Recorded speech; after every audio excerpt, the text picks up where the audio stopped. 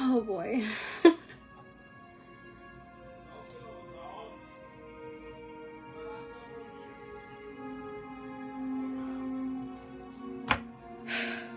Okay, ladies. Please bear with me. I am...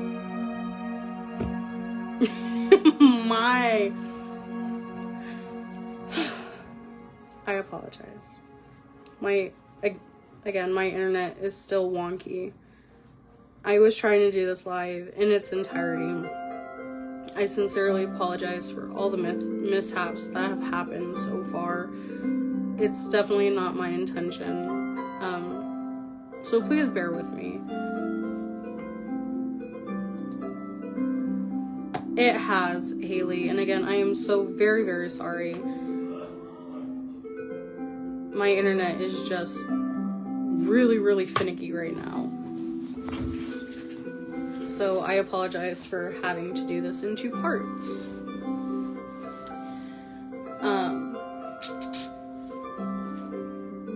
So in Druidic magical practices, they are deeply, rooted in nature and the elements and the spiritual world. Whether it's through the ancient wisdom of the Ogam divination, working with sacred plants and animals, or even using for protection and empowerment, or chanting words of power, Druidry often offers a rich and multifaceted system of magic, and each practice serves to deepen one's connection to the earth and the spiritual realms, allowing the practitioner to tap into the energies of nature and the cosmos.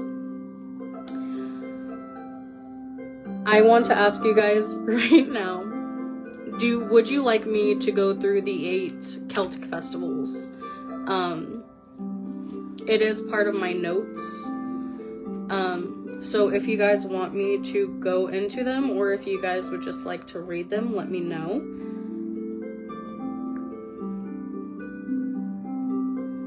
Because I am more than happy to go into them.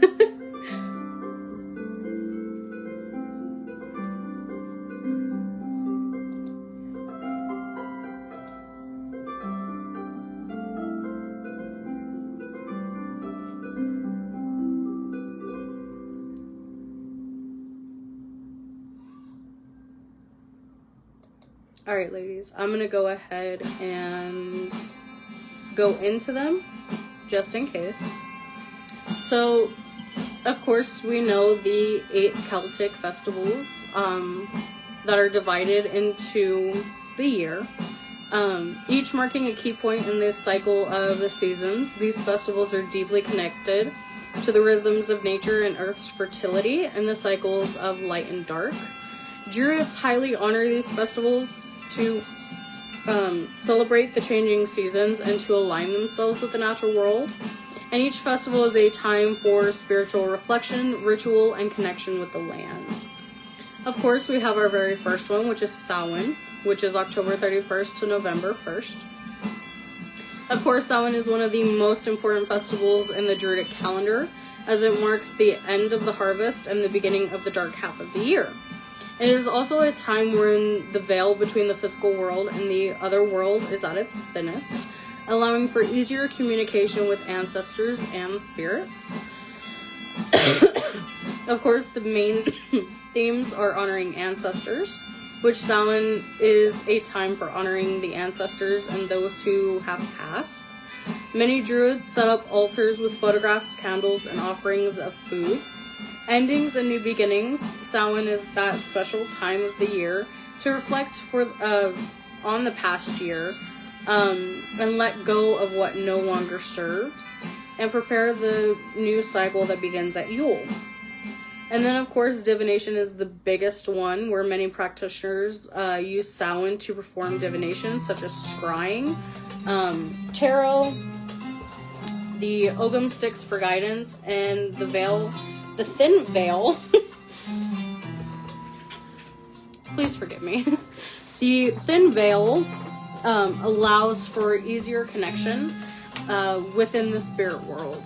Modern celebration ideas for the Druids, and many of us practitioners, is to create an ancestor altar which displays our photos, our heirlooms, or even symbolic objects to honor them, holding a feast for the dead, and candle magic. Next, we have Imbolc, which is February 1st through the 2nd. And Imbolc marks the midpoint between the winter solstice and the spring equinox. It is a celebration of the first signs of spring, renewal, and purification. It is traditionally a time to honor the goddess Brigid, who represents healing and fertility.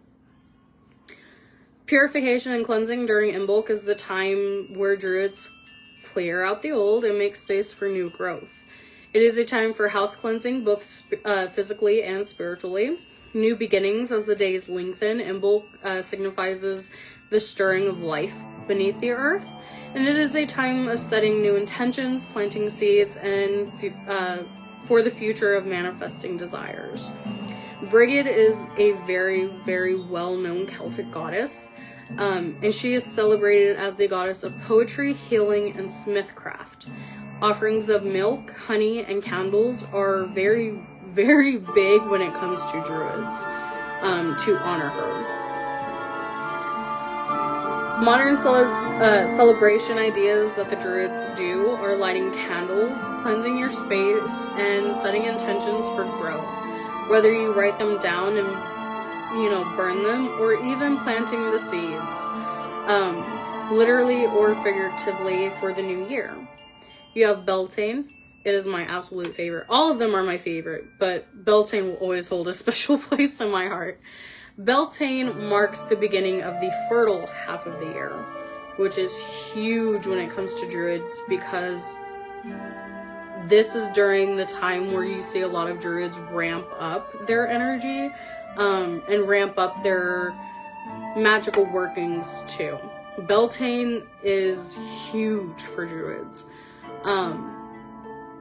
Because it's the festival of abundance, fire, and celebrating the union between the earth and the sun. Themes are fertility and abundance, of course. Beltane celebrates the fertility of the earth, potential for growth in all areas of life, including personal and spiritual development. Then you have the sacred union. Beltane honors the sacred union of the god and the goddess, symbolizing both the masculine and feminine energies. And fire and passion. Bonfires are lit to celebrate the sun's power and to purify and renew one's energy. The fire represents transformation, vitality, and the sacred flame of life. A lot of modern druids will practice jumping the fire, which traditionally people jump over bonfires for purification and bring blessings for the coming year. In modern practice, you can jump over a small fire or a fire pit. Just please don't catch yourself on fire. I've seen someone do it. Please don't. They lost like all their hair. So if you do it, be careful. Dance and celebrate. Beltane is a festival of joyous dancing and revelry, symbolizing the freedom and beauty of life, which is what druids aim for. Then you have the maypole. I have yet to do one. I am hoping for the day that I can actually participate in a dancing of a maypole, but unfortunately where I live, it is not as widely done, and I think the closest one is in Oklahoma. But you dance around a maypole and make honor to the intertwining of the masculine and feminine energies. Then you have Langsanda, or Lamas, as I call it, because I can't say the actual word. This one is the first of 3 harvest festivals, and is a time to celebrate the fruits of the earth and express gratitude to the abundance of the land. It is time for giving thanks and sharing with others, much like Thanksgiving. Of course, gratitude and abundance. Lammas is a time to reflect on the abundance that the earth has given us, whether it be crops, fruit, or even resources that nourish us. Sharing and community. Again, this is a huge one. The festival often involves feasting and sharing the harvest with family, friends, and community. And of course, is a time to come together and celebrate the fruits of your labor. Harvest and prosperity. It is also a time for a huge time for prosperity spells to ensure a bountiful year ahead. Modern celebration ideas when it comes to Druidry on this particular, oh my gosh. For this particular, Sabbath, sorry. Feast on seasonal foods, whether you're enjoying a meal with fresh or seasonal produce. Give thanks for abundance, reflect on the blessings you've received, and offer thanks. And then create offerings of food, wine, or flowers to give back to the earth. Of course, we have the solstices and equinoxes in Druidry. The solstices and equinoxes are key turning points in the Druid calendar, marking the balance points of the year. These are times of reflection, renewal, and connecting with the cycles of the earth, and each solstice and equinox carries its own unique energy and purpose within Druidry. Of course, you have the winter solstice, which is Yule, which is December 21st and 22nd, or depending on how it falls, I believe it goes into the 23rd as well. The winter solstice marks the shortest day and the longest night of the year, and it symbolizes the rebirth of the sun, bringing light back into the world. The rebirth of the sun for Druids is the winter solstice and the celebration of the return of light, and it is a time for hope, renewal, and setting new intentions for the year ahead. Reflection and renewal on the past year, and to release what no longer serves you and set goals for the new year as well. Modern celebrations done are lighting a Yule tree, decorating a tree with symbols of light, love, and renewal, and of course the candles. They light a candle to symbolize the rebirth of the sun. And one that I forgot, but I will mention because it just popped up in my head, is the Yule log. They will do a very big ritual and thanks, especially if they are cutting down a tree, to do the Yule logs, or a lot of the time they will also go and forage to see if like the tree has dropped any large limbs or anything like that. That way they may do the Yule log. But there is always a huge ritual done to thank Mother Earth for it, if that makes sense.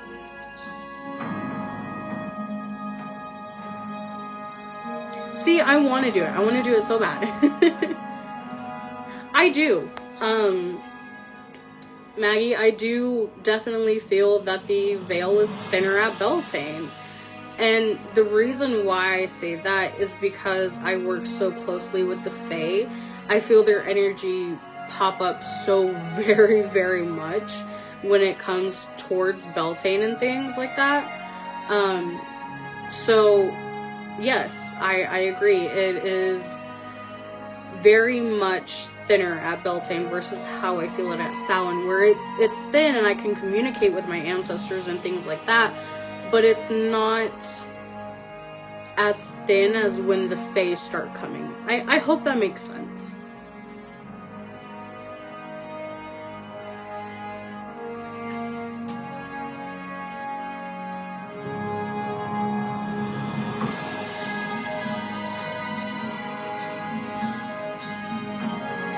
So moving on,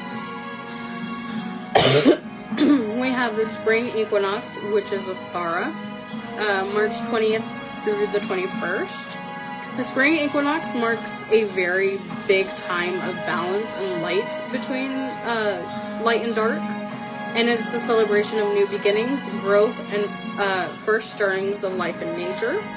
Balance and harmony play a big role when it comes to Druidry and the spring equinox, as it is a time to seek balance in all areas of life. It is about renewal, planting seeds for the future, and embracing in your new beginnings. Fertility and growth is also very huge, as it's a time to celebrate the fertility of the earth and promise of abundance. Of course, modern celebration ideas are plant your seeds, for symbolic of new growth, and a balance ritual to perform that balances your energy and focuses on setting new intentions for the year. Then you have the summer solstice, which is Litha.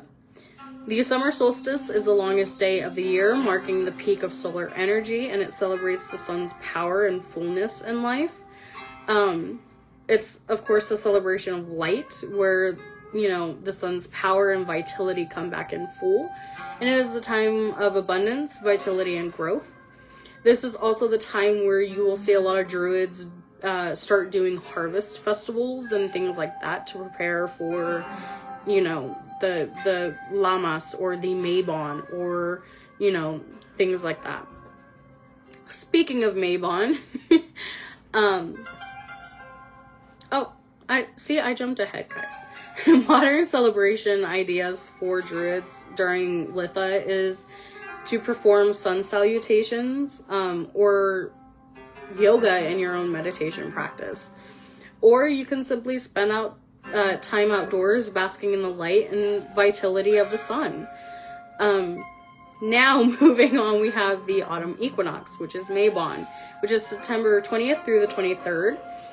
The autumn equinox marks the balance of day and night and is a reflection for gratitude for the harvest. Gratitude of the harvest during Mabon is, of course, the time of Thanksgiving for the earth's abundance and the time to reflect on a balance between light and dark. It's also a time for rest and reflection, which is a time for relaxation and recharging before darkness, basically the darkness of winter, comes. Modern celebration ideas for Mabon is offer thanks for the blessings in your life and reflect on the harvest season. And of course, a autumn walk. When you can, or even if you can, always take a walk in nature and collect autumn leaves or seeds as symbols of the season. In modern witchcraft, these ancient festivals continue to offer rich opportunities for spiritual growth, seasonal alignment, and even deep connection to nature, which the Druid path is all about. Celebrating these festivals can help us stay grounded in the cycles of the earth while honoring the wisdom of our ancestors in the Druid path.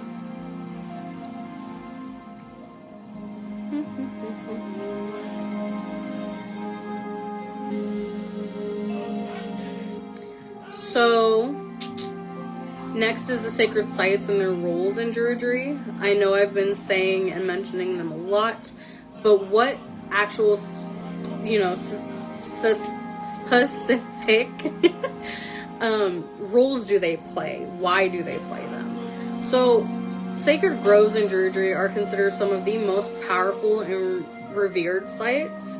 And natural spaces, often comprised of ancient trees, are seen as communication between the physical and spiritual worlds.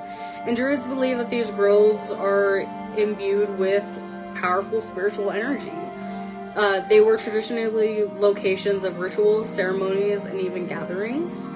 And their connection to nature, particularly those of ancient oaks or other sacred trees, are believed to hold the very essence of the land and spirits that inhabit it. Many Druids see groves as places of renewal, healing, where the soul can reconnect with the rhythms of the earth. It's also a spiritual gathering place. Sacred groves are seen and viewed as what's known as thin places. These are locations where the veil between the physical world and the other world is particularly thin, allowing for easier communication with spirits, ancestors, and deities. Tree magic and healing, those are believed to be conduits of wisdom magic. The sacred trees, such as the oak, ash, yew, are often associated with different deities and elements, and Druids might meditate under these trees to gain insight, perform rituals, or even harvest leaves, twigs, or bark for magical purposes. A lot of this would be a lot of like your forest walks, your meditations in nature, or even planting trees yourself to create your own sacred grove. Then we have the ancient standing stones and their magic. Ancient standing stones are known as megaliths and other key elemental Druidic sacred sites. These massive stones, often arranged in circles or aligned with astronomical events, are considered very powerful conduits of energy and magic as well. Energetic alignments of the standing stones are believed to align with celestial events like the solstices, the equinoxes, and the lunar phases. These alignments amplify the spiritual energy of the stones, making them very powerful places for ritual work, meditation, and even divination. the connection to the ancients. These stones are ancient markers of the past, and many druids believe by visiting these sites, one can tap into the wisdom and power of those who constructed them. Some believe that these stones were built as portals between worlds to honor specific deities. And then, of course, you have the earth energies. The megaliths are thought to be aligned with ley lines or other earth energies. These energetic currents run beneath the earth's surface, and standing stones are believed to be placed on the currents to harness their direct power.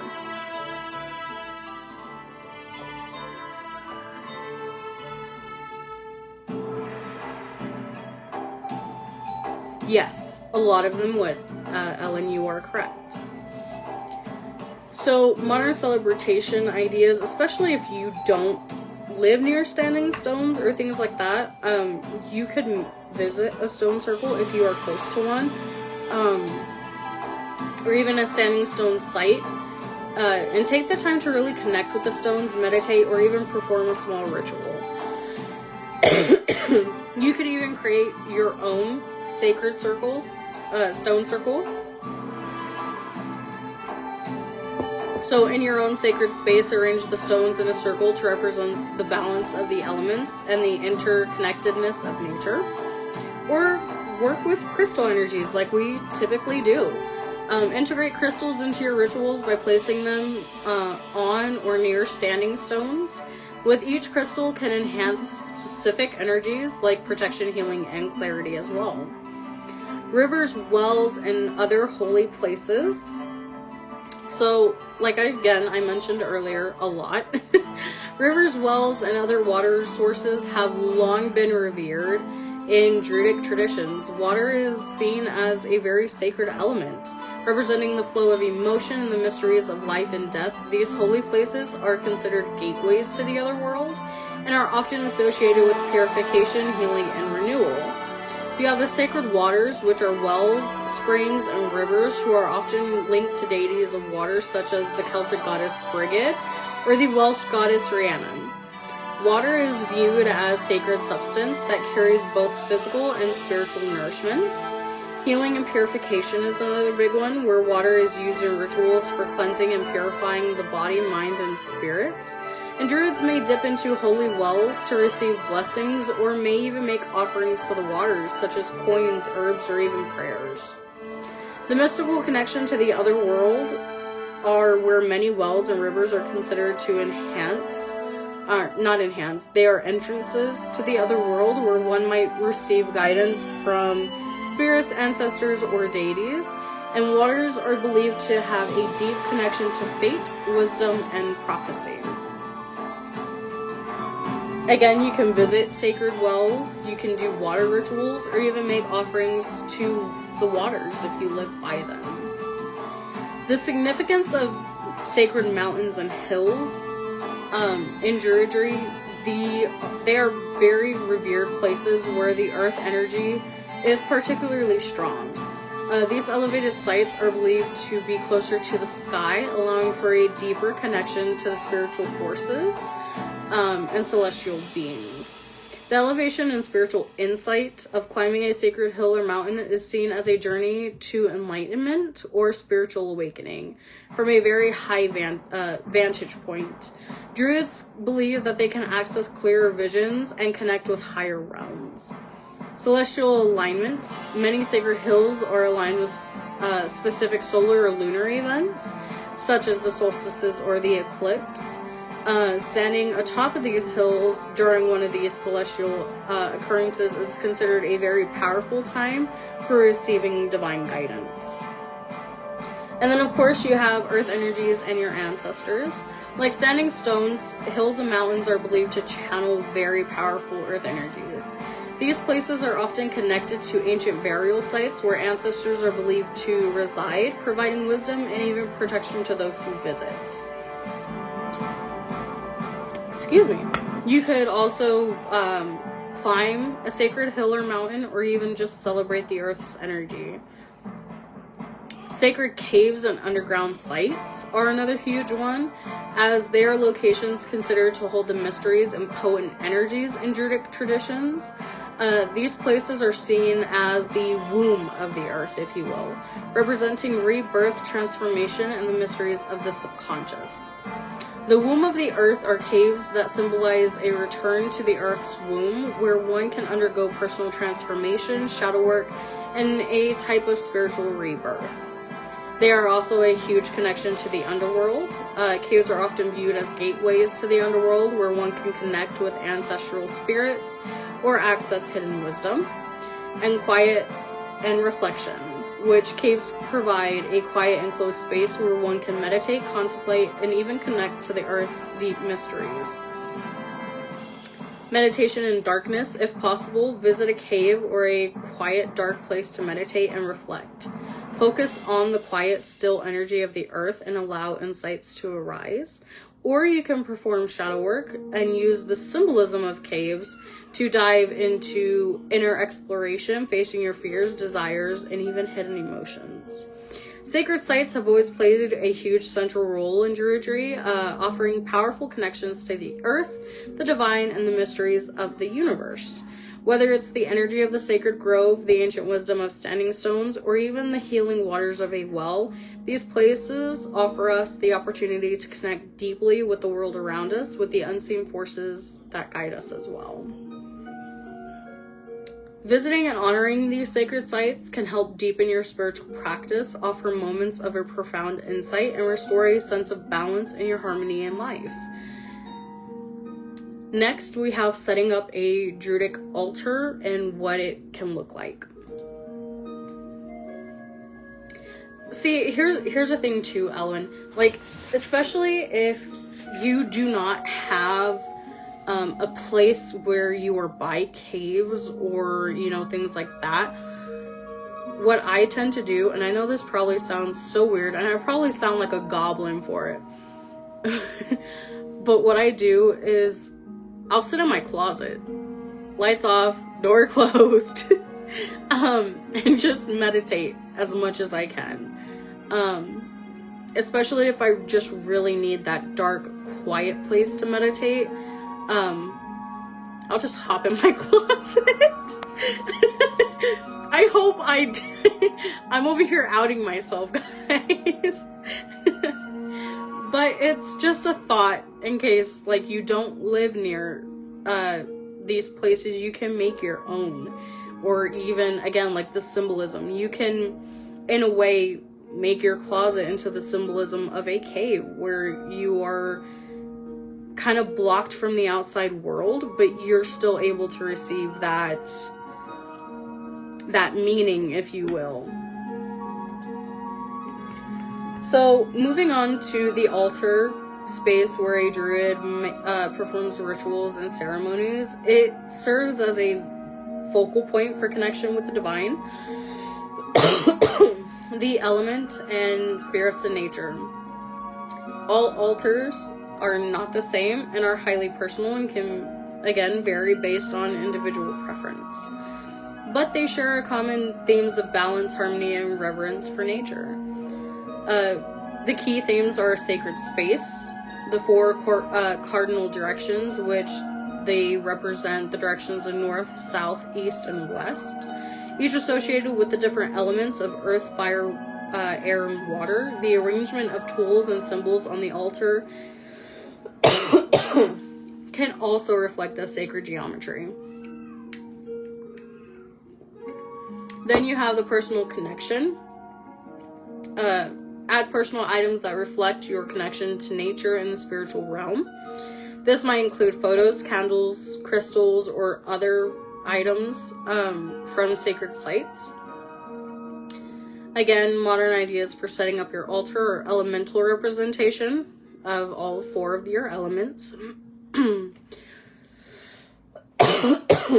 For example, a bowl of water, a feather for air, a stone for the earth, and a candle for fire. This is often seen as a balance creates harmony in your spiritual practice. Of course, natural offerings such like dried flowers, pine cones, feathers, and leaves can enhance the altar's connection to the land. Fresh fruits or herbs can also serve as offerings. And then seasonal alterations. Me, I do that a lot. So I like to change the items on my altar to reflect the seasons. For example, in the winter, I like to do like little evergreens. For the spring, fresh flowers, things like that. Essential tools, such as staffs, chalices, and crystals. The Druidic path is often involved in the use of tools that hold symbolic and energetic significance. These tools help amplify the practitioner's intent and provide a tangible connection to the spiritual world. Staffs were a very big one, which is why they were typically seen as sages in a way. A staff is the most powerful tool symbolizing the Druid's connection to the earth and the divine and spiritual authority. It represents the wisdom, guidance, and leadership, and the staff is used to direct energy during rituals and to invoke the spiritual forces. Then you have crafting and personalization of it, which a staff can be crafted from wood, ideally from a sacred tree, such as the oak or ash, or you might carve symbols, add crystals, or wrap it in leather or cord, and personalize it to enhance your own magical properties. Chalices are often used as they represent the sacred vessel for water, and is also known to hold the elixir of life, knowledge, and spiritual wisdom. The chalice is often used in Druidic ceremonies to hold sacred drinks such as wine, water, or even herbal infusions. The ritual use of a chalice is used for offerings for the blessing of ritual participants. During certain festivals, a chalice may be filled with seasonal beverages that honor the spirit of the land. Some may even pour them out to, in a way, include the earth, if that makes sense. Much like you would pour a drink out for a past friend or a past loved one. Again, you can inscribe your chalice with sacred symbols or use one that feels personally significant to your practice. Crystals are a huge one. Again, clear quartz, amethyst, obsidian, rose quartz for love and emotional healing, citrine for abundance and joy. You can really place these on your altar, use them in meditation, or hold them during rituals to focus energy, much like you would in your normal craft. Crystals are powerful tools in Druidry, and each one carries its own unique energy. Of course, they amplify energy, heal, and protect, and they connect the practitioner to the earth, the cosmos, enhancing meditation. Then you have the use of natural elements in rituals. You have the earth, of course, represents growth and nourishment. It is associated with the north direction and is linked to the element of the physical world.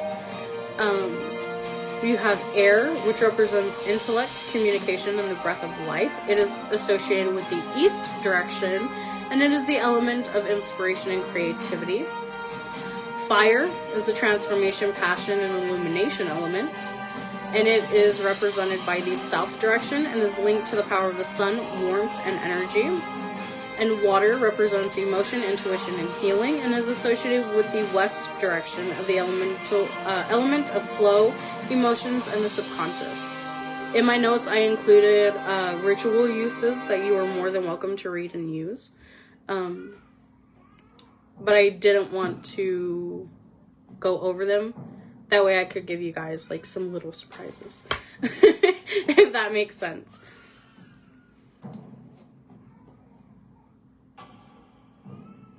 Oh my gosh. Okay, look. we just went over the water element and the direction, which is really funny because my last name is West and I really, really love water. But here's the catch. If I cannot touch the bottom because my shortness, because I'm only 5'2" and a half. And if I cannot touch the bottom of water, you better get me out of it because I'll panic so fast.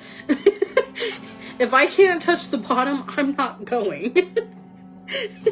You will always see me at the shallow end of the pool, okay?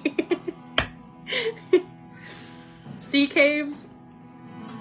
And here's the thing too, I love learning about the ocean, especially deep ocean, like, you know, the Haddle Zone or the Twilight Zone or even deeper. But you'll never see me go down there. Plus, I've seen so many true crimes that involve sea caves or even underwater caves, and they just terrify the hell out of me. I love water. I love what it can do. I love being able to touch the bottom of it, though. Yeah. Well, I don't really... Well, yeah, I agree with you. I agree with you, Maggie. Because if it's brackish water, and I can see, like, a couple feet in front of me, okay, no big deal. I could see that fish a mile away. But if it's, like...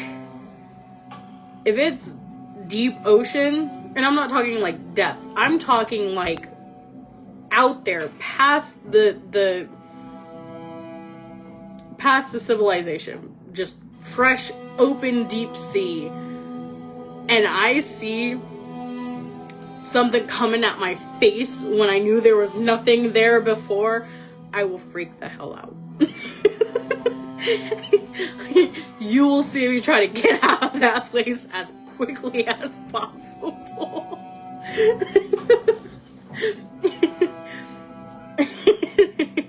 Sorry guys, I got off topic. But yeah, you'll see me bounce right out of there. So how to incorporate these tools and elements in rituals? Of course, creating your sacred space with your altars or whatever may you. Elemental invocation. Of course, you can begin your ritual or spell by calling on the 4 elements and using them. Much like ringing a bell to invoke the energy of air, sprinkle herbs for earth, and each element will be honored in turn, creating a powerful connection to the land and the spirit world. Of course, using your tools for focus. As you perform your ritual, use the staff to direct energy, the chalice to offer gratitude, and the crystals to focus on your intent, and let the elements guide you as you perform spellwork, healing, or even meditation. Ritual tools and altars are essential to the Druidic practice, serving both as, again, focal points and conduits of energy. And by working with the sacred tools such as staffs, chalices, and crystals, incorporating the natural elements to your rituals, you align yourself with the forces of nature, enhancing your spiritual practice and deepening your connection with the earth. Druidic meditation and journeying are huge key roles in the Druid path as well. I promise, guys, we're almost there. We're on page 33 of 50, okay? We're almost there, I promise. I'm so sorry for the longest live I've ever done. But we're getting there, I promise.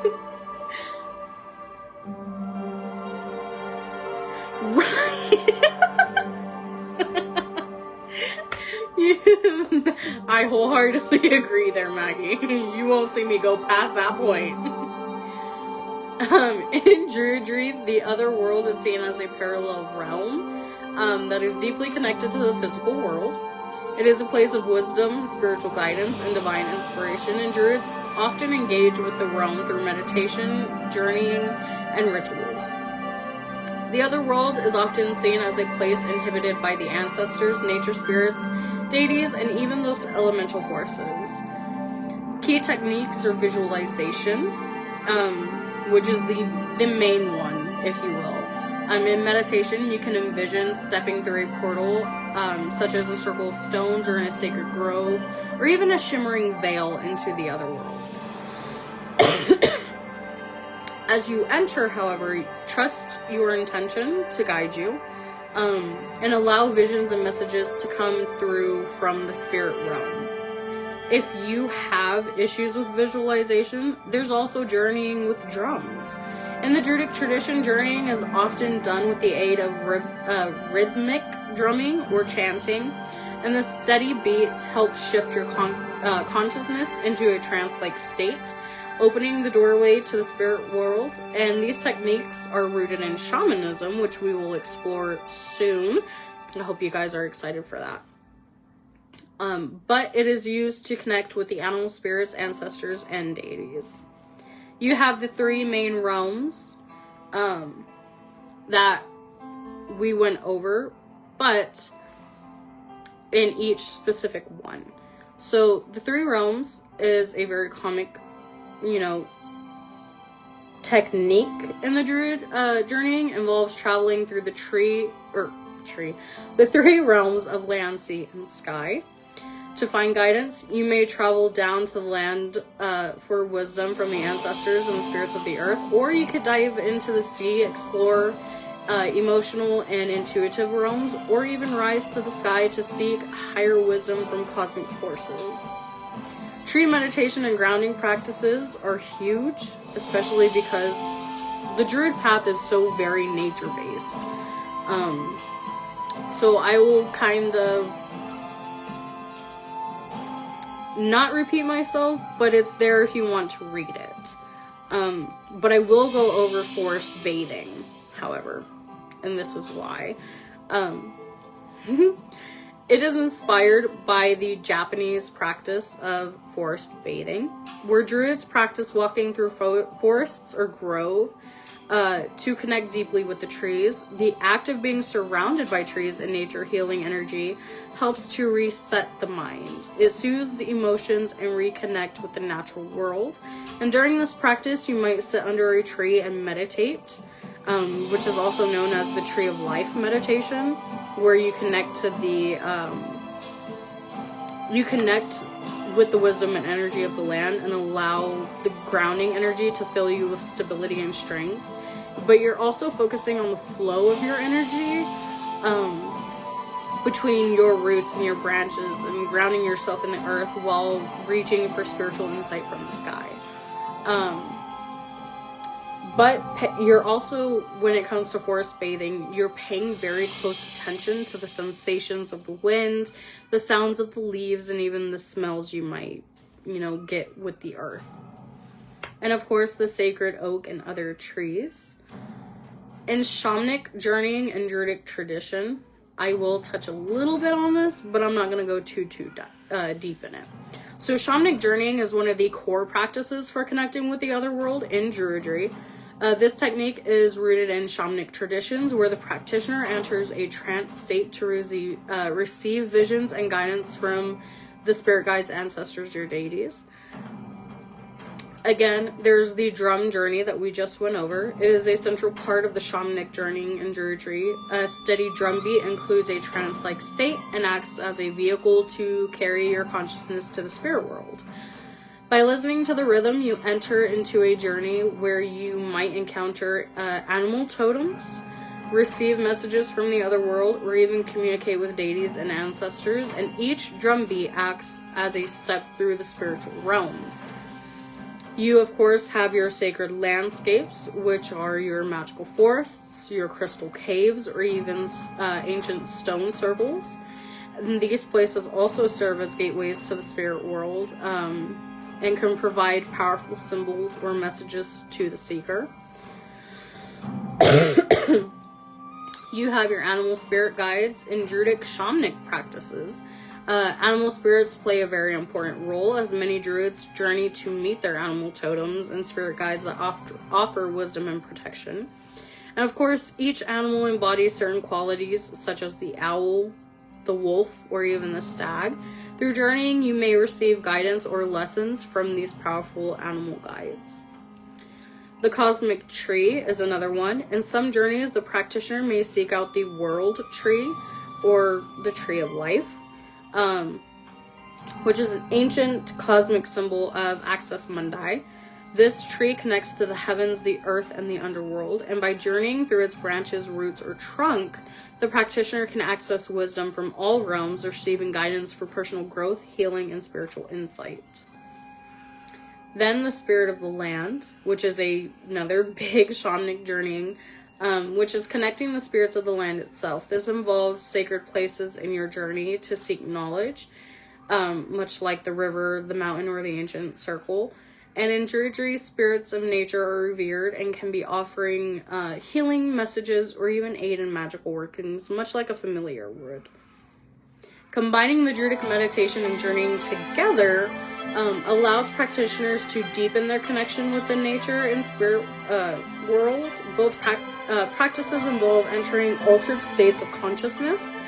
But tree meditation, however, emphasizes on grounding the connection to the earth, while shamanic journeying explores the depths of the spirit world.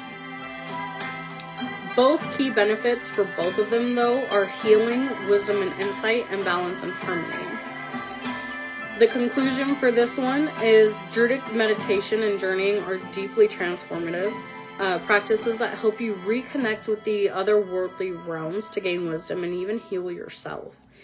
Through techniques such as tree meditation, shamanic journeying, or using the sacred landscapes of nature, you'll find pathways to your own spiritual growth, insight, and deeper understanding of your place in the natural world.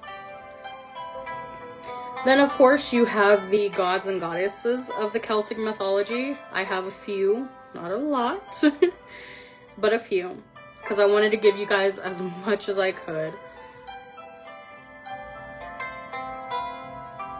Aww.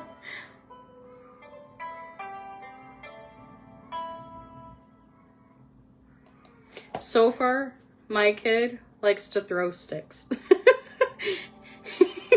I've tried to get him to hug a tree, but instead he'll find a stick and he'll think it's a sword and he'll come after you with it. So in Druidry, the gods and goddesses are powerful spiritual beings, of course, who embody the natural forces, cosmic principles, and deep wisdom. So who are the key deities when it comes to Druidry? Well, and this is really funny because I just watched Crystal's live on this, the Morrigan is the biggest one.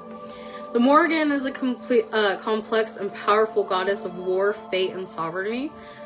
She is often depicted as a triad of goddesses representing the Mother, Maiden, and Crone. The Morrigan is also associated with battle, but also with protection and transformation. She is the patroness of warriors, guiding them through challenges and healing them through their inner strength. And in rituals, she is often provoked in for protection, courage, and transformation in face of hardship. Cernunnos is the next one. He is the horned god. He is often depicted with antlers, symbolizing the wild, untamed aspects of nature. He is the god of animals, fertility, and forests, and the cycles of life and death. Cernunnos represents the life force that flows through all beings. He is also associated with the underworld and is seen as a guardian of the natural world, embodying both the creator and destroyer aspects of nature. In the Druidic rituals, Cernunnos is honored during the rites of the harvest and during times of deep connection to the earth and wildlife. Brigid is another big one. She is the beloved goddess of poetry, healing, fertility, and the hearth. As the goddess of fire, she represents both the destructive and regenerative aspects of the flame, and her connection to the hearth links her to home and family, making her a protector of the home and domestic life. Brigid is a goddess of inspiration and creativity, invoked by poets, artists, and those seeking to basically have wisdom or even healing. In rituals, Brigid is honored with offerings of fire, water, milk to inspire creativity and purification. Then you have Lugh, L-U-G-H. He is the god of light, the sun, and craftsmanship. He is often associated with skill, artistry, and magic, and in Druidic practice, Lugh is called upon.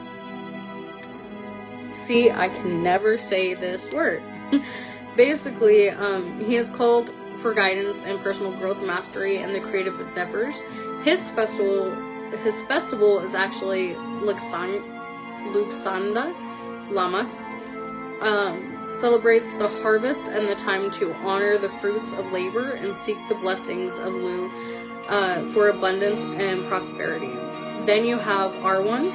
Arwen is the ruler of the one or the other world and is often depicted as the god of the dead and the wild hunt. He is both a guide and protector for those navigating the realms of the deceased and spirit world. R1 is called upon during times of transition, death, or when seeking communication with the ancestors. He is also linked with shapeshifting and transformation. You have the honoring of the Fae, which is huge, especially in my practice, but a lot of Druidic and Celtic spiritual practices as well. You have the Fae folk, or known as Tuatha de Danann. Tuatha de Danann. Yeah. These mystical beings are said to live everywhere in the natural world. Your hills, your mountains, your hidden places too. In ancient Ireland, it is believed that the Sidhe were once gods and goddesses who were driven into the underworld by invading forces. I did go over this when I did working with the Fae, so check that out if you want to learn more. The key practices are the Sidhe and sacred groves. Druids will often make offerings of milk, honey, or flowers to the Sidhe, seeking their blessings for protection, fertility, and even guidance. These offerings are made with respect, as the Sidhe are both kind and mischievous. Rituals and prayers to the Sidhe are typically done in nature, and their presence is felt most strongly. The Sidhe of the land is closely tied to land and its energies. These are your protectors of certain natural sites, such as the sacred hills, rivers, or even the ancient trees, much like the petrified forest. The belief is that disturbing the land of the Sidhe, such as cutting down a sacred tree or disturbing a fairy mound, can bring bad luck and misfortune.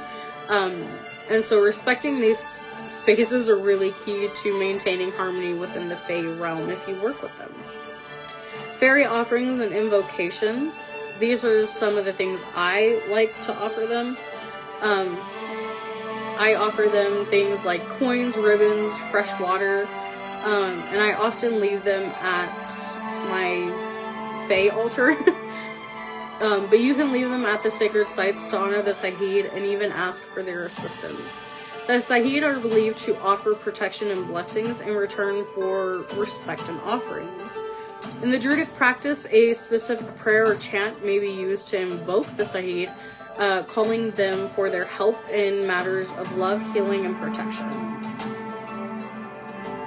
You also have calling on the ancestors and rituals. You have your ancestor altars, your Samhain altars, ancestor meditation and communication, and of course your ancestors' blessings. I'm not going to go too deep on that, but Druidic deities and Sidhe and the ancestors form a deeply interconnected spiritual web on the Druidic tradition. The gods and goddesses represent natural forces and cosmic principles, while the Sidhe act as protectors and guardians of the land. The ancestors, with their wisdom and experience, offer insight by guidance, and by honoring these beings in rituals, meditations, and offerings, Druids establish a very strong spiritual connection that enhances their magical everyday lives. You also have writing and performing Druidic spells. Because Druidic spellwork is deeply rooted in nature and the ancient arts of magic, Druidic spells are not only about casting intentions into the world, but also aligning with the natural forces and cycles that govern the universe. So the role of storytelling in spellwork plays a vital role for us Druids, because it links magic to the collective wisdom and experience of the ancestors and the natural world. Druids use myths, legends, and even personal narratives to craft spells and reflect on the cycles of life, death, and rebirth. By invoking stories of the Celtic mythology or even personal experiences, practitioners draw on the power of narrative to bring their desires into reality. Spells are often framed in the context of a larger story, whether that's the journey of the hero, the transformation of a god, or the lessons learned from a natural event like the change of the seasons. The very act of telling these stories and ritual creates a very powerful connection to the past, making the spell more potent and resonant. Of course, by creating personalized Druidic spells that are crafted with intention, imagination, and a deep connection to the land, each spell should reflect their own unique needs of the practitioner, whether it's for healing, love, or intention, or even wisdom. You set your intention, use nature as an inspiration, create the ritual, and then, if need be, affirmation and repetition if you need it more than once. You can even incorporate the Ogam and nature symbols.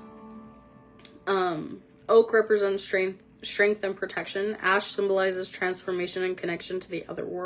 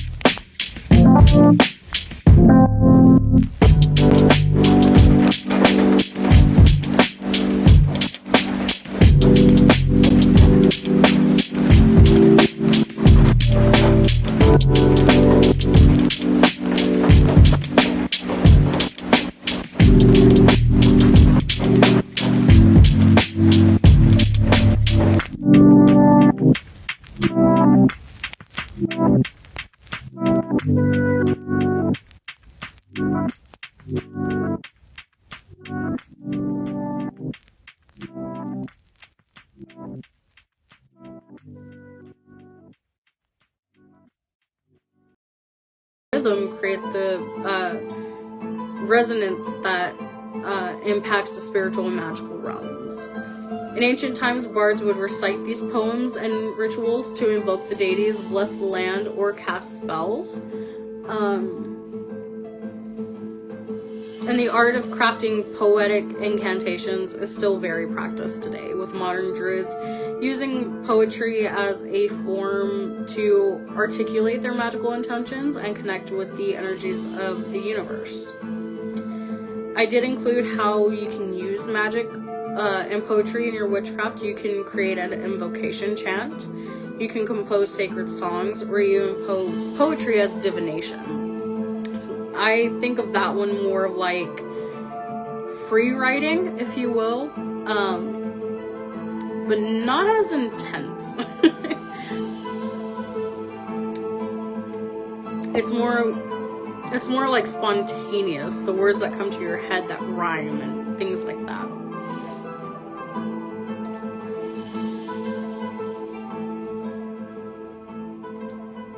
Then you have the sacred chants in their meetings. Sacred chants are powerful tools in Druidic and witchcraft practices, and they are used to invoke specific energies, deities, or forces, and create sacred spaces during rituals. These would be your chants to the elements, your invocation to the god and goddesses, or even healing chants. But in Druidry, writing and performing spells, invoking those Bardic traditions that were used many, many years ago, and using music and poetry allow practitioners to deepen their spiritual practices and connect with the natural and divine worlds. The role of storytelling, the sacred use of nature symbols, and the crafting of personal spells empower modern druids to channel magic through the words they speak, the songs that they sing, and the energy that we cultivate. By honoring the Bardic tradition and their infusing rituals with rhythm and poetry, druids continue to keep the ancient art of magic alive and vibrant through the old ways. Healing is a very huge core practice in Druidry, where belief of the interconnectedness of life leads to an understanding that health and well-being are closely tied to energy, nature, and the spiritual balance. There are herbal remedies in Druid healing, which is herbalism. You have the healing plants. For example, you have the elder tree, which is used to protect, while yarrow is known for the ability to stop bleeding and promote healing. You have the preparation of the remedies. These would be your herbal teas, tinctures, oils, infusions, things like that. And then, of course, you have your sacred connections. The healing energy of the power of trees. You have the tree healing, which, again, is meditating, or you draw in that energy of the tree. You have your chakra alignments, which are, it's often used, trees to balance the chakras. As the roots draw healing energy from the earth, the trunk offers stability and support, and the branches connect to the higher realms. Then, of course, you have your energetic healing practices, and these are your techniques such as grounding, energy channeling, and your aura cleansing. There's also nature-based self-care practices, such as earthing or grounding, forced bathing again, or bathing in sacred waters, much like streams, rivers, wells, that are considered sacred and purifying. Druidry in a daily life, and this is why I say so many mundane practices, just really mix in. So living a Druidic life involves, of course, walking in harmony with the natural world and aligning oneself with the cycles and rhythms of the earth. Modern Druids, however, incorporate their spiritual beliefs into their everyday lives, and is not about just ritual. It's about living in a way that reflects your connection to nature, your connection to your ancestors, and your connection to your gods, goddesses, spirits, anything really. But, and here's where it gets funny. Mindfulness and presence. Practicing mindfulness in daily activities, whether it's cooking, kitchen magic, cleaning, you have your cleansing right there, or walking, which can be grounding, helps deepen the connection to the sacredness of all things. The awareness of the seasons, by aligning your actions and thoughts with the natural world, by celebrating these changing seasons through rituals, festival, and seasonal activities like gardening or foraging. And of course, just being environmentally conscious. This includes the things that I mentioned earlier. So living in harmony with nature is, of course, at the very heart of Druidry. It involves acknowledging that humans are part of the earth and we're not separate from it. Eco-spiritual practices like composting or using natural remedies instead of modern medicine. I want to say this. Don't always rely on herbs if you can. I am right in the middle when it comes to this debate, because I do trust modern medicine, but I also trust older medicine, if that makes sense. I hope that makes sense. But in a way, you are doing eco-spiritual practices, if you will. Respecting wildlife. Druids honor all creatures, great and small. This means respecting animals, ensuring their habitats are protected, and living in a way that does not harm them, and of course seasonal celebrations. Eco-spirituality and Druidic environmentalism is the foundation of eco-spirituality, and is the environmental stewardship is seen as sacred responsibility. Druids believe that every action, no matter how small, impacts the greater ecosystem, and thus strive to live with the awareness and care. Becoming a Druid witch involves integrating these Druidic spirituality with witchcraft, creating a path that is both deeply connected with nature and infused with magical practices as well. The initiation into Druidry often involves a formal dedication ceremony, marking the commitment to a life of spiritual practice, growth, and harmony with nature. Now, if you cannot be done in a ceremony with other people, there is a self-initiation that you can do. I've had to do it. And many others that unfortunately don't live near any other druids. But many druid witches choose to initiate themselves by performing rituals of self-dedication, calling upon the elements, ancestors, and deities for guidance. If you do have the pleasure of being initiated into the druid witch life, then it is typically done in a grove. For those seeking a community initiation, into a Druidic grove can be a profound, beautiful spiritual experience, often involving in sacred rites, oaths, and even the communion with nature.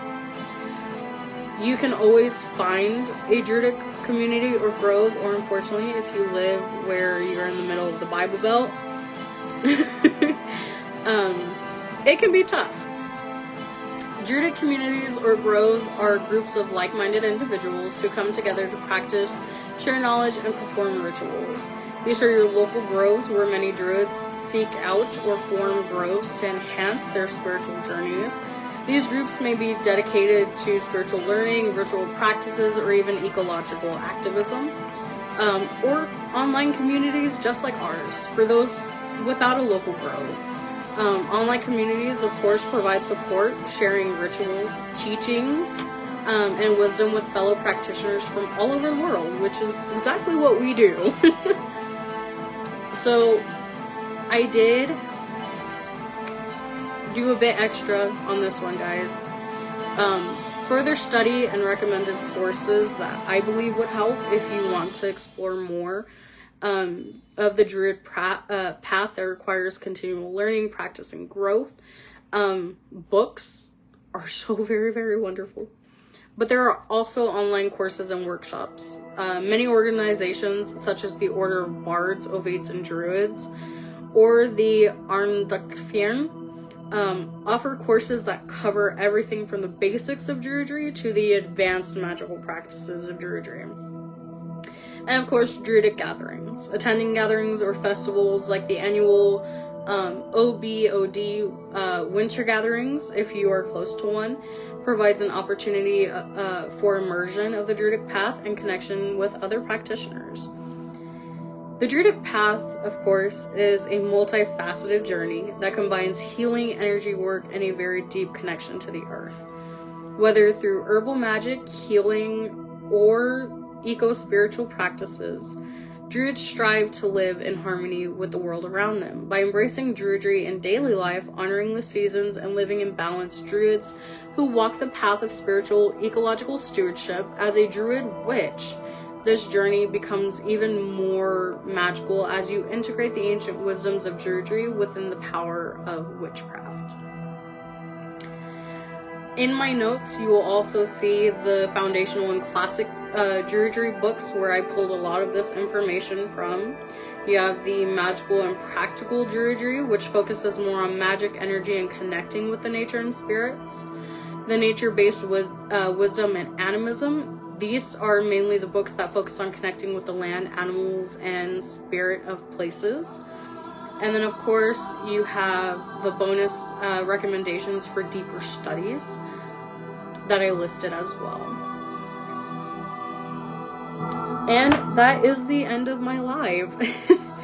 I really want to thank you guys for sticking by me with all the mishaps that happened, and I had to restart twice. I just want to thank you guys. You guys are what make this group so very special. And I'm so glad to be one of the ones who can share my experiences with all of you. And I really hope that you guys learned something new and it wasn't too repetitive. I am so deeply indebted to you guys. I love you all. I'm gonna let you guys go because I've had you on the hook since 4 o'clock. It is now 6:55 my time. So, without further ado, blessed be, ladies. You have a beautiful and wonderful night.